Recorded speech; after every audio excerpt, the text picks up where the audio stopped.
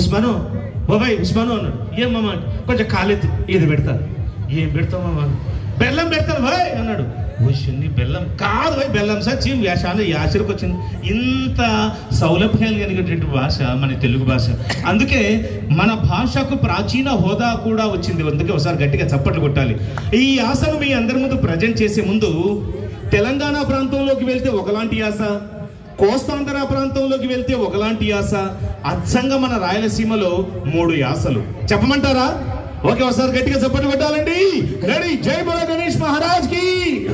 తెలంగాణ యాసలోకి వెళ్తే తెలంగాణ యాస జూనియర్ వేణుమాధవ్ గారి వాయిస్ లో, అరే భయ్ ఈ పూరి చూసిన ఆవురా, పూరి లెక్క ఉబ్బిపోయింది, గప్పడు సంధి చూస్తున్నా, ఏంది గట్లా చూస్తున్నావు?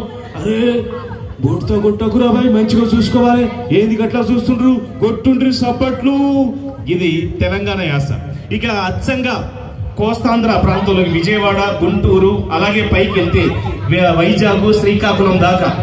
ఏమండి బాగున్నాయి, చాలా చక్కగా ఉన్నారు బాబు, ఇవాళ చాలా చక్కటి కార్యక్రమాలు చేశారు, అందుకే చూసేసుకుని వచ్చేస్తున్నాడు బాబు, ఈ నాయకుడు చాలా బాగా చూస్తున్నాడు. ఏమండో ఈ లేఖర్లందరూ కూడా అందరే ఉన్నారు, మేము ఆ కాళ్ళ నోతలు నీతలు ఉన్నామండి, ఈ నుయ్యిలు ఎక్కడ పడుతున్నావు ఎవరికి అర్థం కావట్లేదు, అందుకే మీ అందరి ముందు చెప్పేస్తున్నాం. ఏంటో చూస్తున్నారు, ఒకసారి గట్టిగా సప్పట్లు కొట్టండి. ఇది కోస్తాంధ్ర.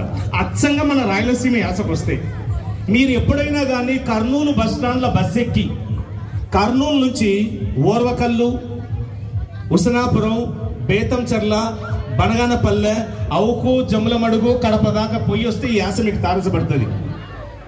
బస్సులో కూర్చొని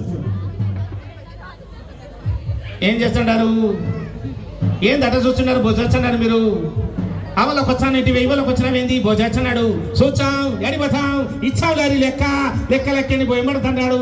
గట్టిగా సపోర్ట్ కొట్టారు. అబ్బాయి ఏమంట చూస్తున్నారు మీరు, ఇచ్చామారు ఎడిపోతాం.